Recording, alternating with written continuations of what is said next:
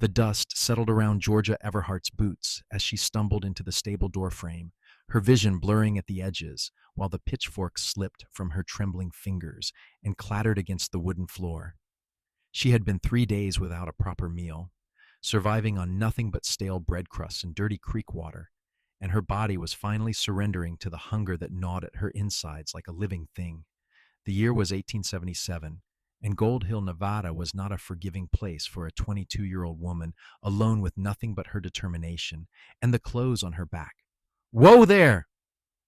The voice came from somewhere to her left, deep and concerned, followed by the sound of heavy boots crossing the stable floor. Strong hands caught her shoulders before she could fall completely, steadying her against a solid chest that smelled of leather and pine soap. "When's the last time you ate something?" Georgia tried to pull away, her pride flaring even as her legs threatened to give out beneath her. "I'm fine. Just need to get this stall mucked out before Mr. Hendricks gets back from the saloon." "Like hell you are!" The cowboy guided her firmly toward a wooden crate near the tack wall, lowering her onto it despite her weak protests. "You sit right there and don't move." She finally looked up at him properly, taking in the angular jaw shadowed with dark stubble, the serious gray eyes beneath the brim of a worn hat, and the way his mouth was set in a line that suggested he was not a man accustomed to being argued with. He was tall, probably close to 30, with broad shoulders that filled out his dusty work shirt and hands that looked capable of breaking wild horses or holding something precious with equal skill. "I don't take charity," Georgia said, though her voice came out weaker than she intended. "I work for what I get. This ain't charity. This is common sense." He was already moving toward the stable office, returning moments later with a cloth bundle that he unwrapped to reveal half a roast beef sandwich, an apple, and a chunk of yellow cheese. "You eat this right now, and then we'll talk about work." "I don't even know you." But her eyes were fixed on the food, her mouth watering so intensely it almost hurt. "Name's Pierce Xander. I work the Double R Ranch about 5 miles north of here. Been bringing our horses to Hendricks for shoeing for the past 3 years." He held out the sandwich. "And you are?" "Georgia Everhart." She took the sandwich with shaking hands, trying to maintain some dignity even as her stomach cramped with need. "I've been working for Mr. Hendricks for 2 weeks now. Room and board plus $3 a week." Pierce's jaw tightened. "He paying you?" Georgia bit into the sandwich, and the taste of the beef and bread was so overwhelming that tears sprang to her eyes. She chewed carefully, forcing herself not to wolf it down like an animal. "He will, once the month is up." That was the arrangement. "So you have been working for 2 weeks without food or pay?"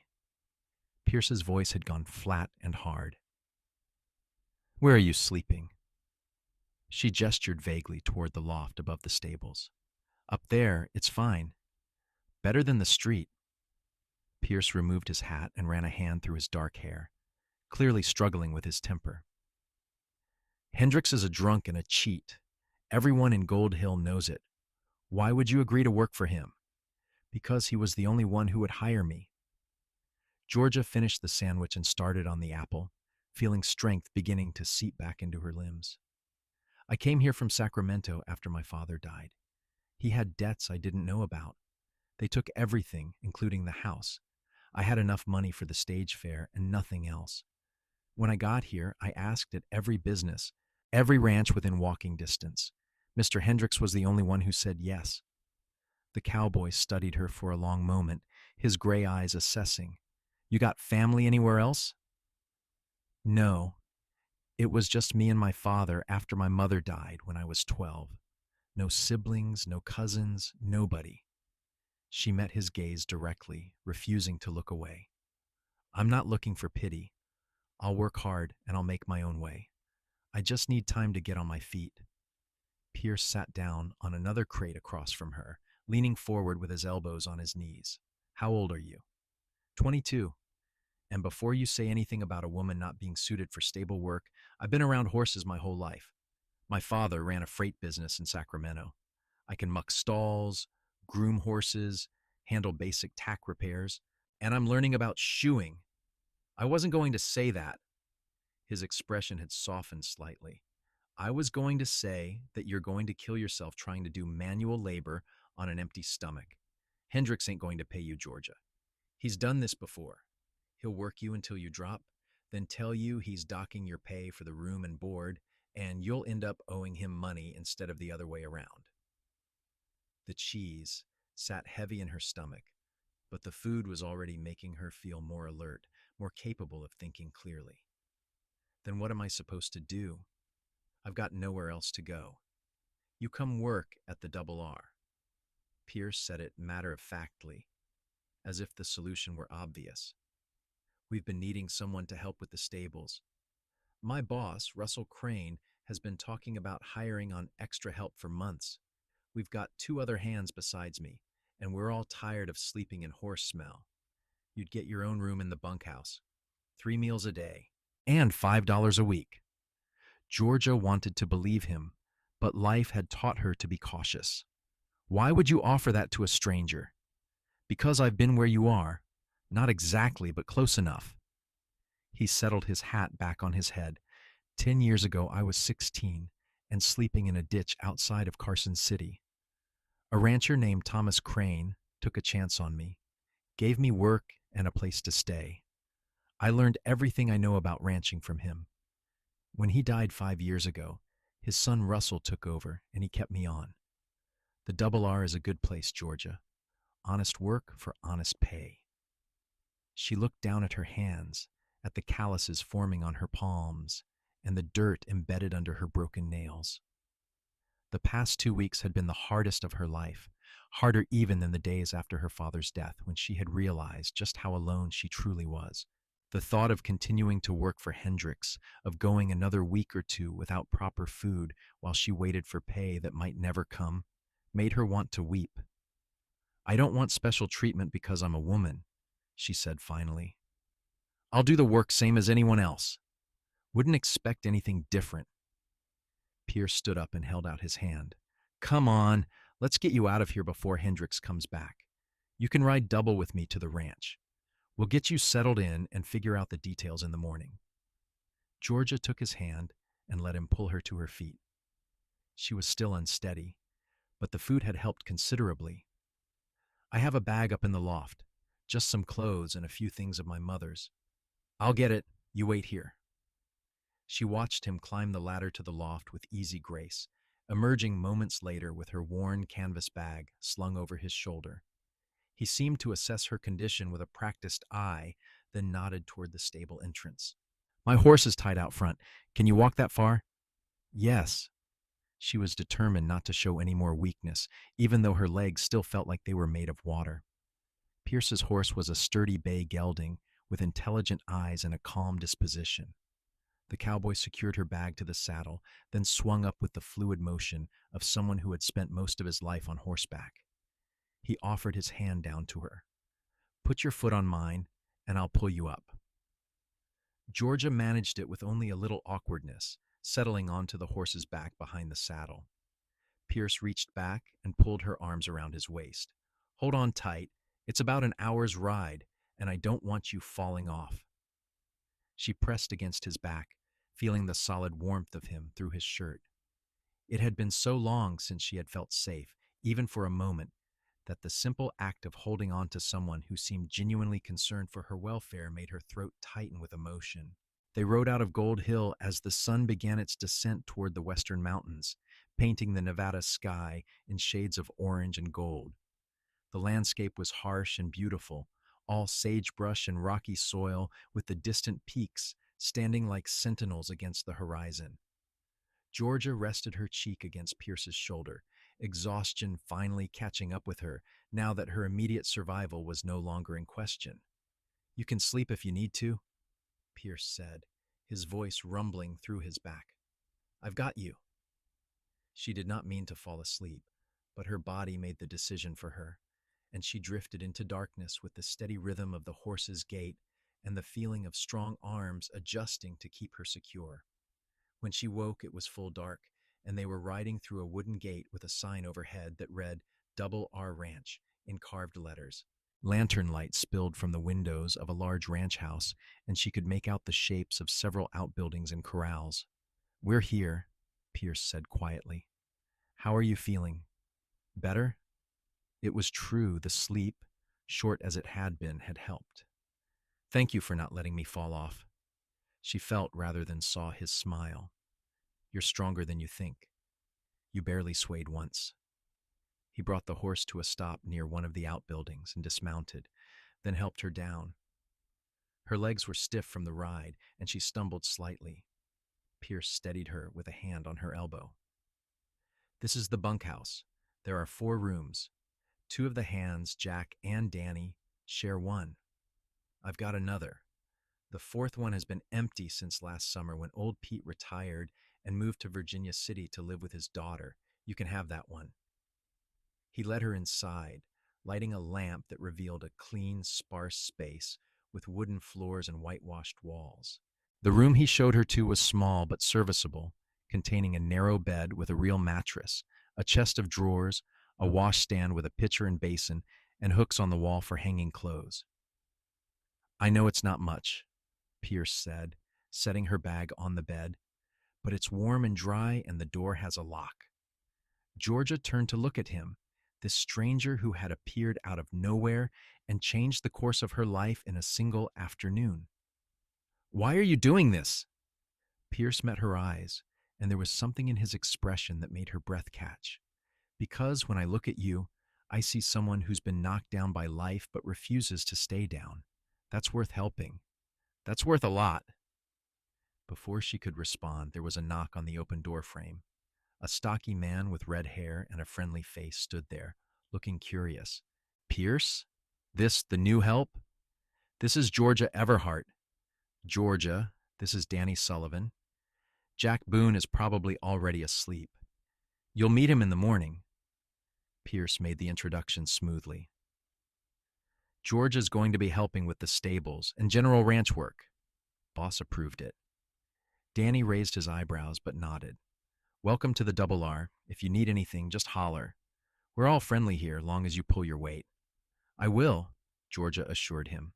After Danny left, Pierce showed her where the kitchen was in the main house, bringing her back a plate of cold chicken, biscuits, and green beans. Marta, the cook, leaves dinner out for anyone who misses the main meal. Breakfast is at 6, lunch at noon, dinner at 6. You'll meet everyone properly tomorrow. For tonight, you should eat and rest. There's water in the pitcher for washing up, and the privy is out back about 20 yards. Any questions? When do I start work? Tomorrow afternoon is soon enough. Give yourself the morning to recover." Pierce lingered in the doorway, as if reluctant to leave. "Lock this door after I go, Georgia. You're safe here, but it's a good habit anyway." "I will, and Pierce, thank you." "For everything." He nodded, settled his hat on his head, and was gone, his footsteps echoing on the wooden floor. Georgia ate every bite of the food, used the water to wash her face and hands, and changed into her only nightgown. She locked the door as instructed, then crawled into the bed. The mattress was more comfortable than anything she had slept on in weeks, and she pulled the clean-smelling blanket up to her chin, staring at the ceiling and trying to process how much her life had changed in just a few hours. She thought about Pierce Xander's gray eyes and the careful way he had handled her, as if she were something valuable that might break. She thought about his story of sleeping in a ditch at 16 and how he had turned that hardship into something better. She thought about the way her heart had beat faster when he had looked at her, really looked at her, and seen something worth saving. Georgia fell asleep with tears on her cheeks, but for the first time in months, they were tears of gratitude rather than despair. The next morning, she woke to sunlight streaming through the small window and the sound of male voices outside.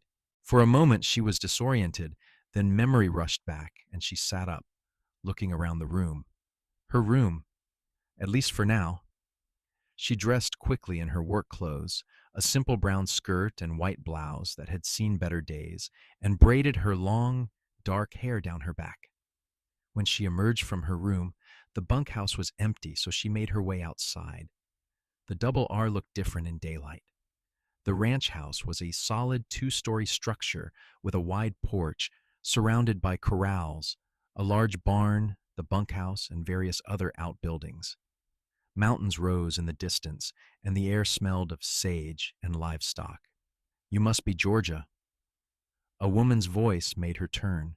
A middle-aged woman with graying brown hair and a kind face stood on the porch of the main house, wiping her hands on an apron. "I'm Marta Ferguson, the cook. Come on up and get some breakfast." The men ate already and went out to check the north pasture. The kitchen was warm and welcoming, with copper pots hanging from the walls and a large stove that radiated heat. Marta set a plate in front of Georgia, loaded with scrambled eggs, bacon, fried potatoes, and fresh bread with butter and jam. "Pierce told me you've been having a rough time," Marta said, pouring coffee into a thick ceramic mug. "You eat all of that. You're too thin by half." Georgia had thought she was still full from the night before, but the smell of the food made her realize she was hungry again. She ate steadily while Marta bustled around the kitchen, talking in a comfortable stream about the ranch, the people who worked there, and the surrounding area. "Russell Crane is a good boss, fair and honest," Marta said. "His father built this ranch from nothing, and Russell's determined to keep it going strong. He's only 28, but he's got a good head on his shoulders. Lost his wife 3 years ago in childbirth, along with the baby. Hasn't looked at another woman since, but that's his business. Pierce has been his right-hand man since old Thomas died. The other two hands, Jack and Danny, are good boys. Work hard, don't cause trouble." "Does Mr. Crane know I'm here?" Georgia asked between bites. "Pierce rode out to the North Range before dawn to clear it with him. He came back about an hour ago and said Russell wants to meet you after lunch. Until then, you're to take it easy." "Pierce's orders." Marta smiled. "That young man doesn't give orders often, but when he does, people tend to listen." Georgia helped Marta clean up the kitchen, insisting on doing something to earn her keep. The older woman accepted her help with good grace, and they worked together in companionable silence. Afterward, Georgia explored the immediate area around the bunkhouse, careful not to wander too far. She was sitting on the porch of the bunkhouse, mending a tear in one of her skirts, when the sound of hoofbeats announced the return of the ranch hands. 4 men rode into the yard, and Georgia stood up, smoothing her skirt nervously. Pierce dismounted first, and Georgia was struck again by how tall he was, how comfortable in his own skin. The man beside him had to be Russell Crane, with sandy hair and blue eyes that held a deep sadness despite his ready smile. The other two were younger, probably close to her own age. "Georgia, this is Russell Crane, the owner of the Double R," Pierce said. "Russell, this is Georgia Everhart." Russell stepped forward and offered his hand. "Miss Everhart, Pierce tells me you're looking for steady work." Georgia shook his hand firmly. "Yes, sir. I'm willing to work hard at whatever you need. Pierce also tells me you know your way around horses and stables." "I do. My father ran a freight business. I grew up helping with the horses." Russell studied her for a moment, then nodded. "We'll give you a trial period of 2 weeks. If it works out, the job is yours permanent. $5 a week, room and board included. You'll work 6 days a week, with Sundays off unless there's an emergency. That sound fair?" "More than fair, thank you. Mr. Crane. Call me Russell. We're not fancy here." He turned to Pierce. "Show her the ropes this afternoon. Start her slow until she's back at full strength." After Russell headed to the house and the other two hands introduced themselves properly and then dispersed to various tasks, Pierce walked Georgia to the barn.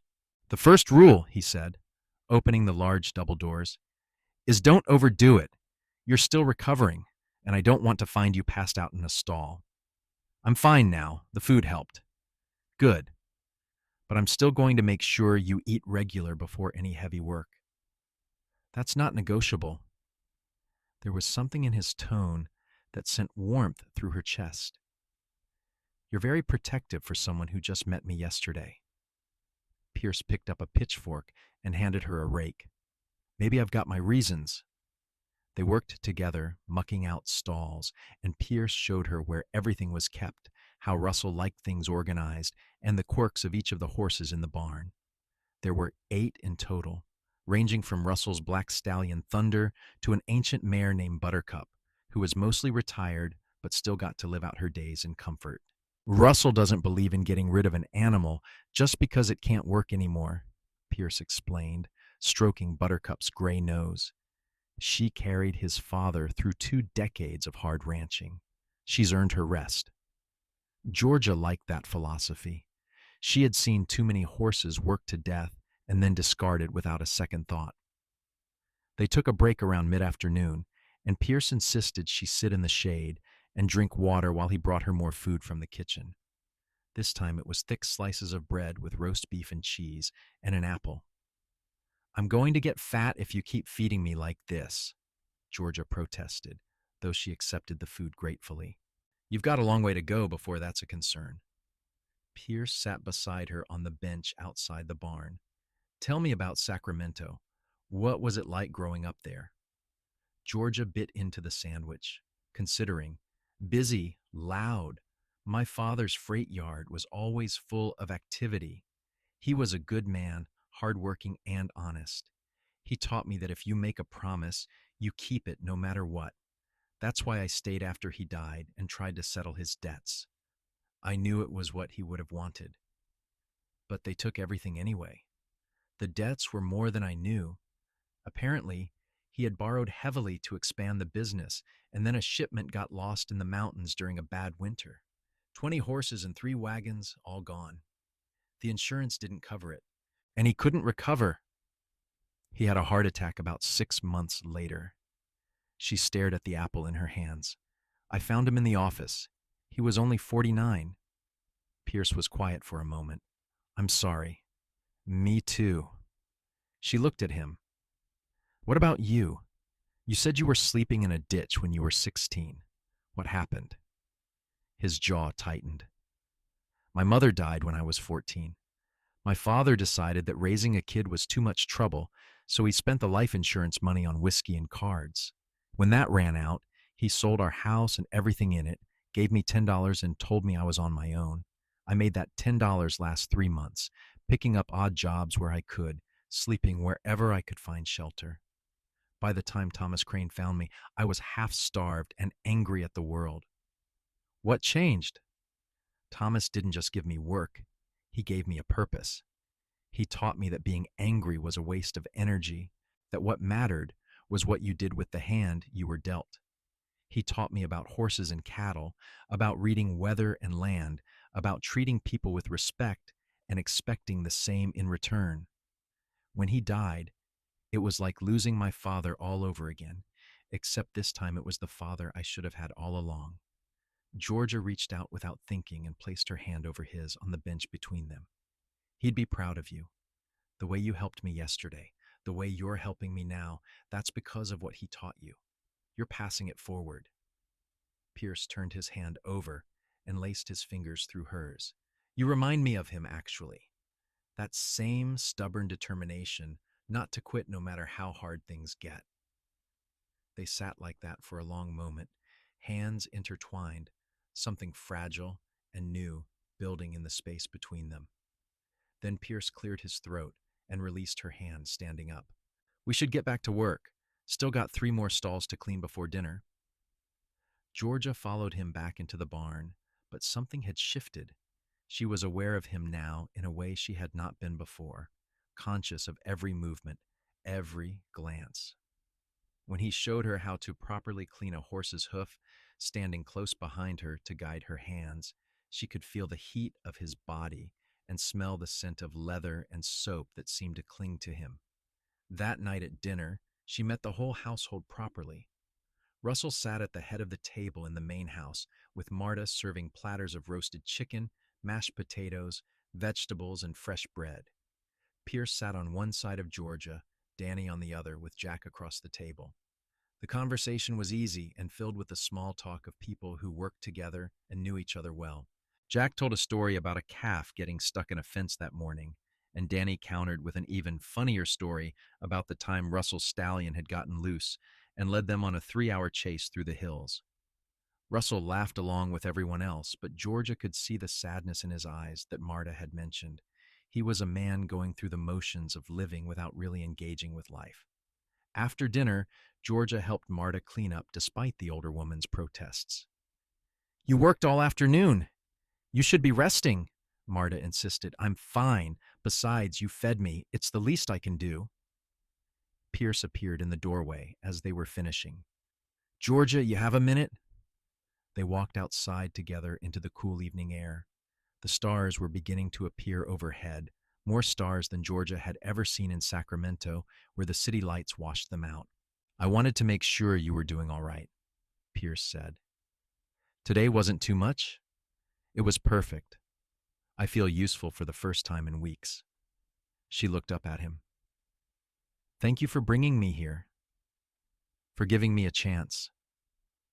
You're earning your place just fine on your own." He hesitated, then added, "I was thinking maybe on Sunday, if you're feeling up to it, I could show you around the area properly. There's a creek about a mile north that's real pretty this time of year." Georgia felt her heart skip. "I'd like that." "Good, it's a date then." He smiled at her, a real smile that reached his eyes and transformed his serious face into something warm and approachable.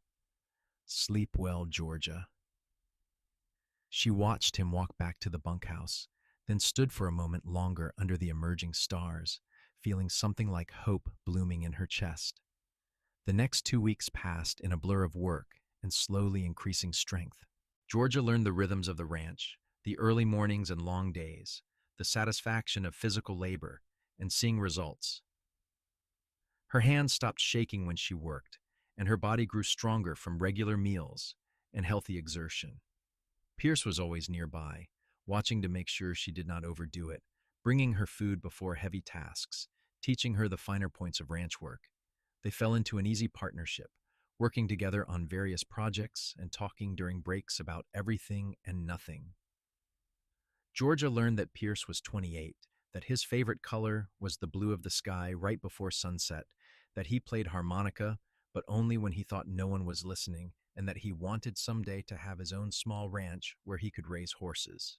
Pierce learned that Georgia had wanted to be a teacher before her father's business consumed all her time, that she could recite poetry from memory, that she was terrified of spiders but not snakes, and that her mother had been a painter who filled their house with landscapes of California that Georgia had been forced to sell with everything else.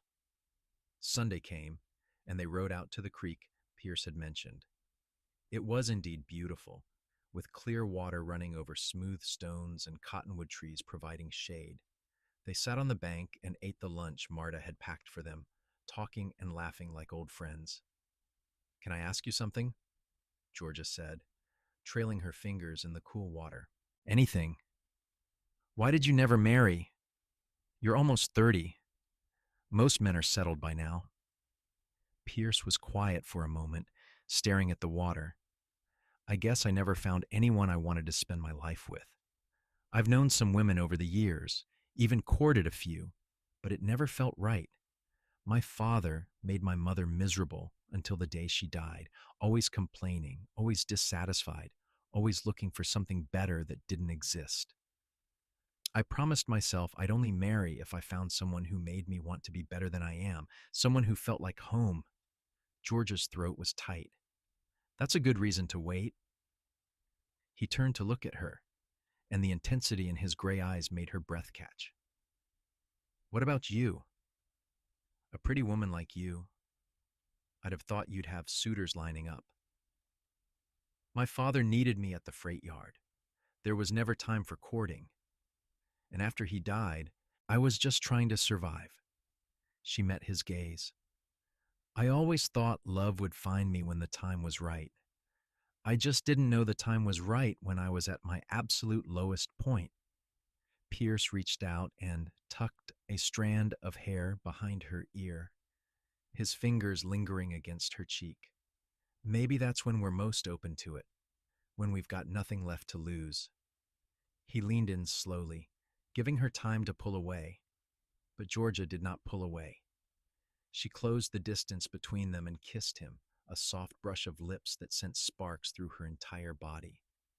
When they broke apart, Pierce rested his forehead against hers. I've wanted to do that since the first moment I saw you. Even though I was half starved and covered in stable muck, especially then, you looked like a fighter. I've always had a weakness for fighters. They spent the rest of the afternoon by the creek, talking and kissing and learning the shape of each other. By the time they rode back to the ranch, Georgia felt like she was floating, her heart so full it might burst. That night, Pierce walked her to her room in the bunkhouse and kissed her goodnight at the door. Sweet dreams, Georgia. You too. She touched his face, memorizing the feel of his stubble against her palm. I'm falling in love with you, Pierce Xander. I thought you should know. His smile was like sunrise. Good, because I'm already there. The next morning, Georgia woke to find a bouquet of wildflowers on her doorstep, tied with a piece of leather cord. She carried them inside and put them in a jar of water on her washstand, touching the petals gently. At breakfast, Marta took one look at her face and started laughing. Well, it's about time. I've been watching you two dance around each other for weeks. Pierce is a good man, Georgia. One of the best. I know. Georgia could not stop smiling. I still can't quite believe this is real. A month ago, I was sleeping in a stable loft with no prospects and no future. Now I have work I enjoy, people who care about me, and a man who brings me wildflowers. You've earned it, honey. Don't ever think you haven't. You work harder than most men I know, and you never complain. Over the following weeks, Georgia and Pierce became inseparable. They worked together during the day and spent their evenings walking the ranch land, talking about their dreams and plans. Pierce taught her to play harmonica, and she taught him the poetry her mother had loved. They fit together like two pieces of a puzzle that had been searching for each other. Russell noticed, of course, and pulled Pierce aside one afternoon while Georgia was helping Marta with the bread baking. You're serious about her, Russell said. It was not a question. Yes, sir. She's a good woman, smart and hardworking. Don't take too long to make it official, Pierce. A woman like that won't wait forever. Pierce grinned. I'm not planning to make her wait long at all. On a Sunday in late September, 3 months after Georgia had arrived at the Double R, Pierce took her riding into the foothills. They stopped at a meadow filled with autumn wildflowers, and Pierce dismounted, helping her down from her horse. I wanted to bring you somewhere special, he said, pulling her close. Somewhere I could remember for the rest of my life. Georgia's heart was pounding. Pierce, what? He dropped to one knee, pulling a simple gold band from his pocket.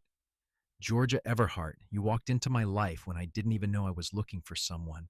You're strong and brave and kind, and you make me want to be the man you see when you look at me. I love you more than I thought it was possible to love another person. Will you marry me? Tears were streaming down her face as she nodded. Yes, yes, of course, yes. He slipped the ring on her finger, then stood and swept her into his arms, spinning her around while she laughed and cried at the same time.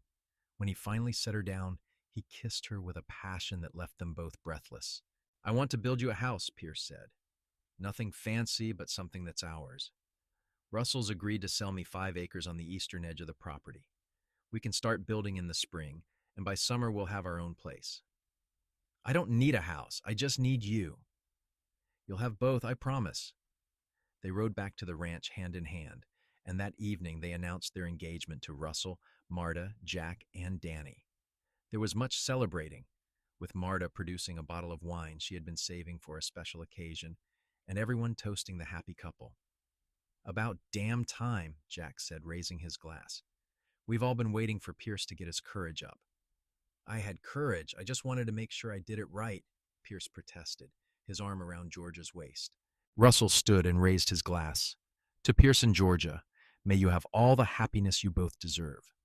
They were married in early November in the small church in Gold Hill, with Russell standing as Pierce's best man and Marta as Georgia's matron of honor. The ceremony was simple but beautiful, and when the minister pronounced them husband and wife, Pierce kissed Georgia with a tenderness that made several people in the congregation wipe their eyes. The reception was held at the ranch, with half the town invited.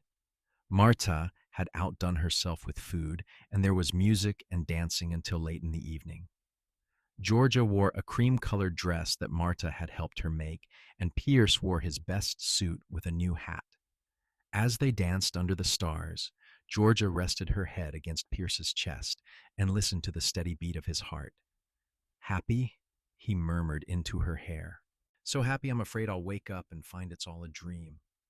It's real, I'm real, and this is real, and I'm going to spend every day for the rest of my life making sure you never doubt it." That night, they moved into a small cabin on the property that Russell had offered them to use until their house was built. It was cozy and private, and for the first time, Georgia and Pierce were truly alone together, as husband and wife. Pierce carried her over the threshold, then set her down gently and cupped her face in his hands. "I love you, Georgia Xander. I'm going to love you until the day I die and probably long after that. I love you too. You saved me, Pierce, not just from hunger or Hendrix or the streets, but from losing hope. You showed me that good things can still happen, even when everything seems dark." Their wedding night was everything Georgia had dreamed and more, filled with tenderness and passion and the joy of two people who had found each other against all odds. Winter passed in a blur of contentment. They continued working at the ranch, but now they went home together to their little cabin each night.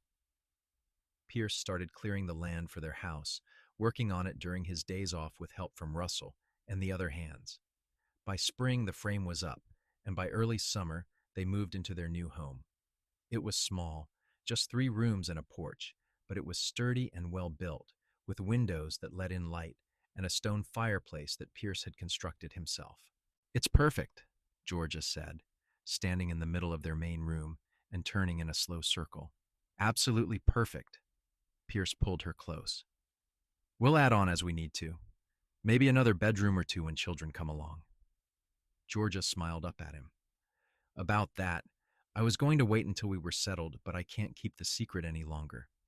I'm pregnant, Pierce. The baby should come in December." For a moment, he just stared at her. Then he let out a whoop of joy and lifted her off her feet, spinning her carefully. "We're going to have a baby? Really? Really, I'm about 3 months along. Are you happy? Happy doesn't even begin to cover it." He set her down and knelt, pressing his face against her still flat stomach. "Hello in there, little one. I'm your father, and I'm going to love you so much. You and your mother are my whole world." Georgia stroked his hair, feeling tears of joy slip down her cheeks. "We're going to be a family. The best family." That summer was golden. Georgia continued working at the ranch until her pregnancy became too advanced. Then she focused on preparing the house for the baby. Marta helped her sew tiny clothes and blankets, and Russell surprised them with a beautiful cradle he had made himself in his wood shop. "Thomas made one for me when Russell was born," Marta told Georgia one afternoon as they worked together. "Russell wanted to carry on the tradition. He's a good man. I hope someday he finds happiness again." "He will. He's still young. The grief just needs time to ease." In December, on a snowy night when the world seemed hushed and waiting, Georgia went into labor. Marta was there to help, having served as midwife for many births over the years, and Pierce paced the main room of their house like a caged animal until Marta finally emerged.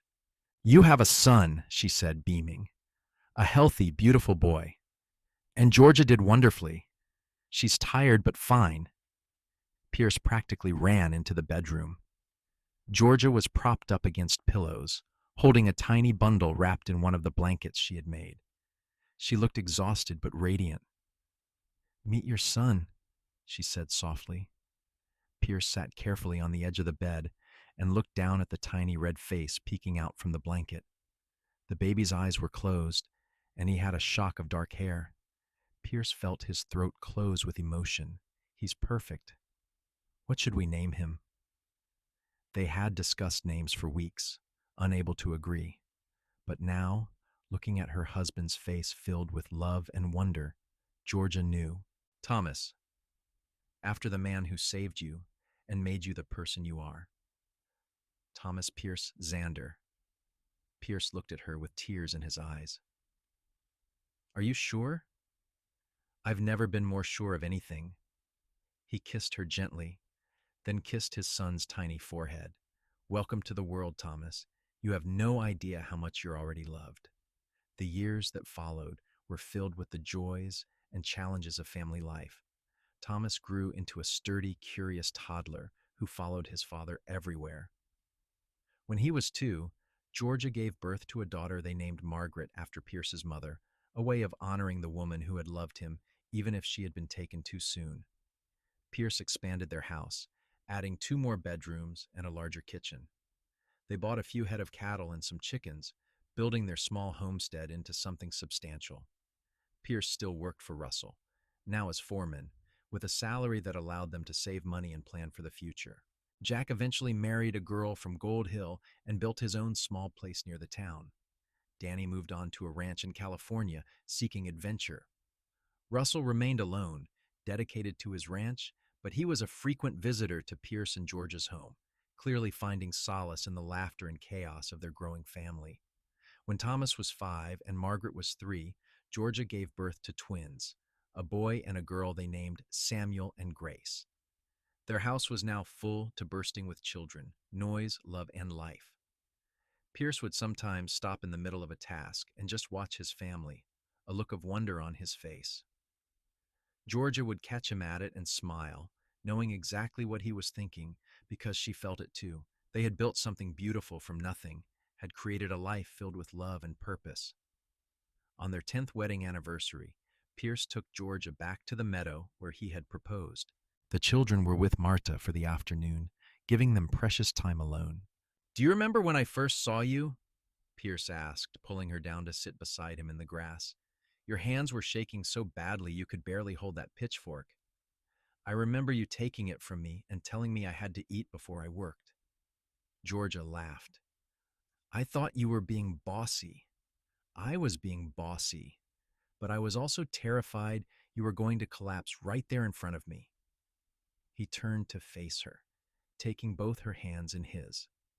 I didn't know then that I was looking at my future. I just knew I couldn't walk away and leave you there. Best decision you ever made? Best decision I ever made. He kissed her softly. I love you, Georgia, more now than even on our wedding day, and I didn't think that was possible. I love you too. You gave me everything, Pierce. A home, a family, a reason to keep fighting even when things got hard. You saw me when I was at my lowest, and somehow saw who I could be. I saw who you already were. You just needed a chance to show it. They lay back in the grass, watching clouds drift across the blue Nevada sky, holding hands like the young couple they had been a decade ago, but with the depth of understanding that comes from building a life together through joy and sorrow, triumph and struggle. Russell eventually did find love again, marrying a widow from Virginia City when Pierce and Georgia's children were in their teens. The wedding was a joyous occasion, and Georgia cried happy tears watching the man who had given them so much finally allow himself happiness again. Thomas grew up to be a rancher like his father, taking over as foreman when Pierce decided to focus full-time on his own expanding ranch. Margaret became a teacher, fulfilling the dream Georgia had once had for herself. Samuel studied law in San Francisco, while Grace married a doctor and settled in Carson City. As they grew older, Pierce and Georgia would sit on the porch of their house in the evenings, watching the sun set over the mountains and talking about their life together. Their hands still fit together perfectly, and Pierce still made sure Georgia ate properly, a habit he had never broken even after 40 years of marriage. Do you ever think about that day? Georgia asked one evening when they were both well into their 60s. The day you found me in Hendrix's stable? All the time. I think about how close I came to not stopping that day, to just picking up our horses and leaving. 5 minutes either way, and we might never have met. I think we would have found each other somehow. It feels like it was meant to be. Pierce squeezed her hand. I'm grateful every day that I did stop. that I listened to that voice telling me something was wrong. You gave my life meaning, Georgia. You and our children and the family we built. Everything good in my life traces back to you. Everything good in my life traces back to you, too. You saved me in every way a person can be saved. They sat in comfortable silence as the sky turned pink and gold, then purple, and finally dark. Inside the house, they could hear the sounds of grandchildren visiting, the laughter and running feet that reminded them their legacy would continue long after they were gone. Pierce had kept his promise made on their wedding night. He loved Georgia until his last breath, which came peacefully in his sleep at the age of 82. Georgia held his hand as he slipped away, and though her heart broke, it was also full of gratitude for the 54 years they had shared. She lived another 3 years, surrounded by children and grandchildren and great-grandchildren who all knew the story of how their grandfather had saved their grandmother when her hands shook from weakness, how he had made her eat before she labored, and how that simple act of kindness had bloomed into a love story that spanned more than half a century. When Georgia died in her sleep at 85, she was buried beside Pierce on a hill overlooking the ranch they had built together. The headstone was simple, bearing both their names and the dates of their births and deaths, but also a single line that Thomas had insisted on adding. They found each other when they had nothing, and built everything. The house they had constructed with their own hands still stood, lived in now by Thomas and his family. The land Pierce had cleared continued to produce. The children they had raised went on to raise children of their own, passing down the values of hard work, compassion, and the belief that even in the darkest moments, love can find a way. And sometimes, on quiet evenings when the wind blew just right through the cottonwoods, people swore they could hear the sound of a harmonica playing and a woman's soft laughter, as if somewhere beyond sight, Pierce was still making sure Georgia ate before she worked, still watching over her with those serious gray eyes that had seen past hunger and weakness to the fighter beneath.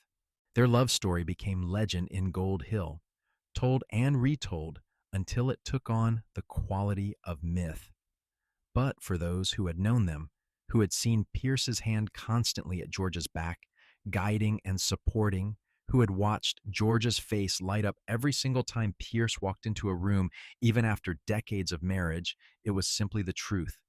They had been two broken people who found each other at exactly the right moment and built something unbreakable. They had faced hardship and hunger, loss and grief, but they had faced it together, and that had made all the difference. In the end, the story was not really about how Pierce had saved Georgia, though he had. It was not about how Georgia had given Pierce purpose, though she had.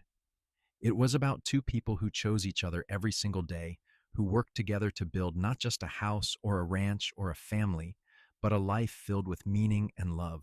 It was about hands that had once shaken with weakness becoming strong enough to hold babies, build homes, and clasp tightly to the hands of the person who made everything worthwhile. It was about a cowboy who understood that sometimes the most important work you can do is making sure the people you love are cared for before anything else. And it was about a woman who refused to quit even when she had every reason to give up, who took the hand offered to her and used it not as a crutch, but as a foundation to build something magnificent. Their descendants still ranch that land in Nevada, and the story is still told to every new generation. The lesson is always the same, that kindness matters, that love can bloom in the harshest conditions, and that sometimes the best thing you can do for another person is simply make sure they eat before they work, because in that simple act of caring lies the seed of everything else. The ranch prospered through the generations, weathering droughts and economic downturns, adapting to changing times while holding fast to the core values Pierce and Georgia had instilled.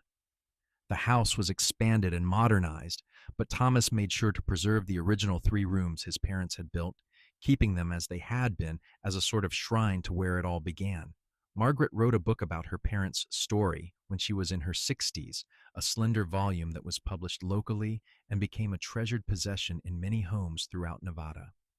She dedicated it to my father, who taught me that real strength lies in gentleness, and my mother, who taught me that determination can overcome any obstacle.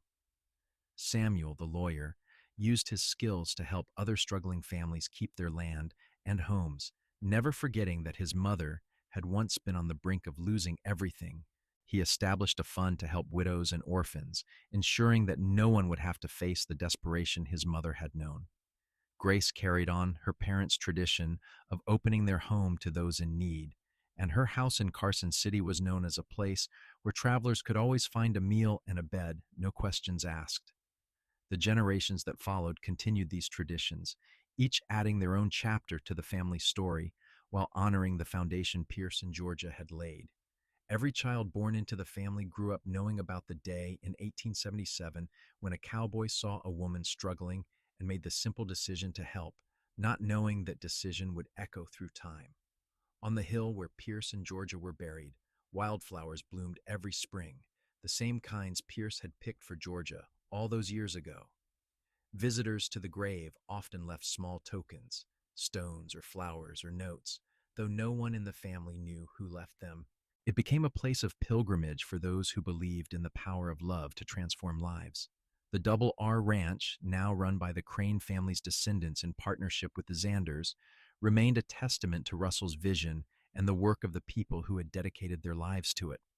A plaque in the barn commemorated the major contributors to the ranch's history, and near the top of the list were two names: Pierce Xander, foreman and friend, and Georgia Xander, whose strength and spirit helped build this legacy.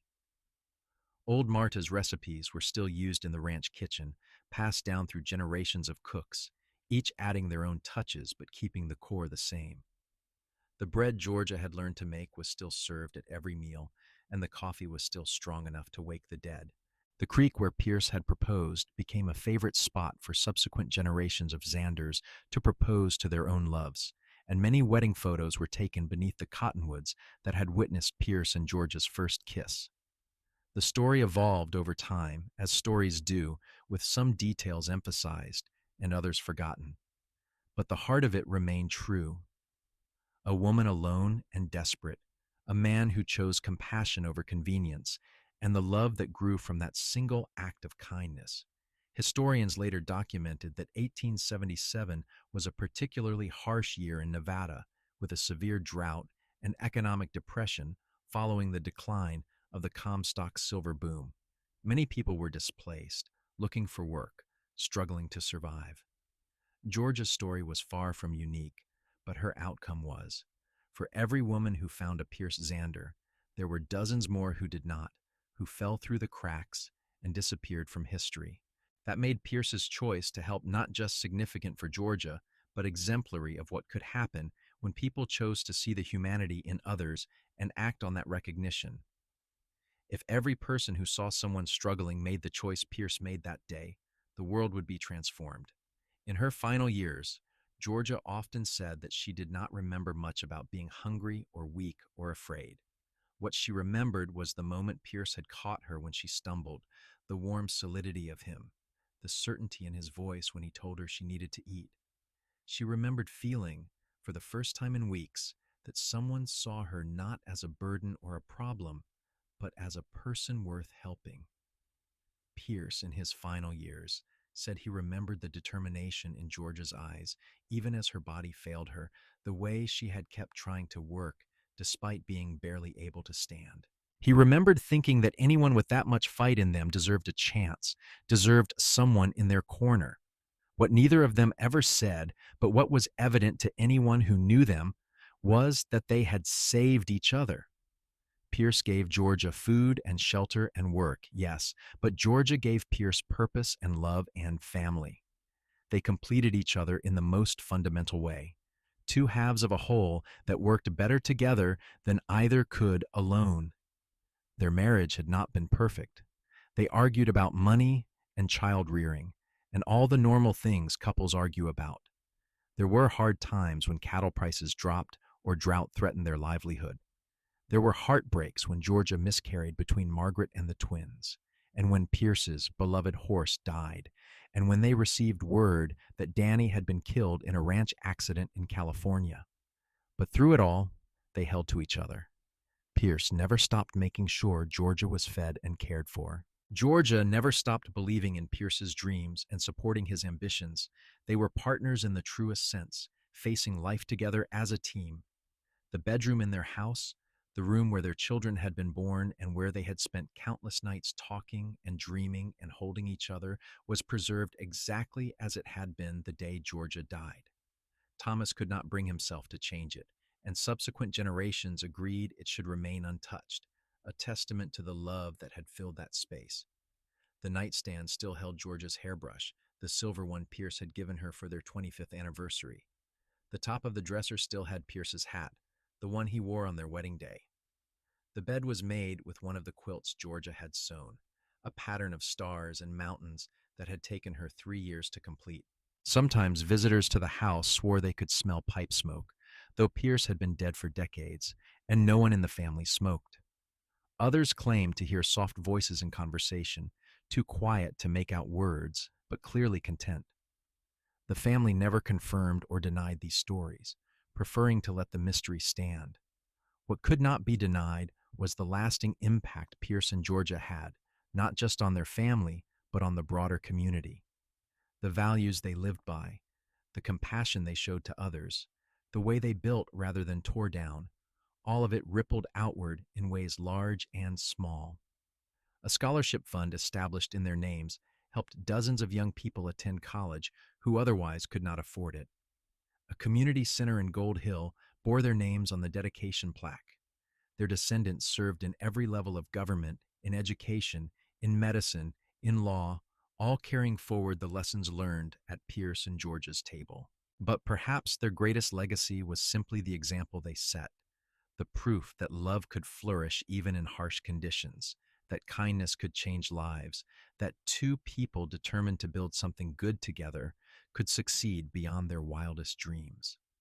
On warm summer evenings, when the sun painted the Nevada mountains in shades of gold and the air smelled of sage and possibilities, people in Gold Hill still told the story of the cowboy and the woman whose hands shook from weakness.